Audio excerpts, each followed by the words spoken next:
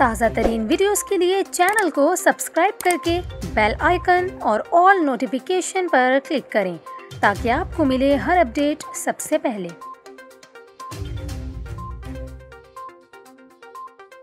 और अभी आपको बताएं, वज़ीर आज़म इमरान खान ने गुज़िश्ता रोज़ अपनी किचन कैबिनेट से मुशावरत की, जिसमें तहरीक अदम एतमाद से मुताल्लिक हतमी मुशावरत की गई। ज़राए का यह कहना है कि गुज़िश्ता रोज़ होने वाले किचन कैबिनेट इजलास में 6 से 8 वज़रा शामिल हुए, जिसमें तजवीज़ दी गई कि स्पीकर किसी न किसी बहाने इसम्बली इजलास की कार्रवाई मुलतवी करे।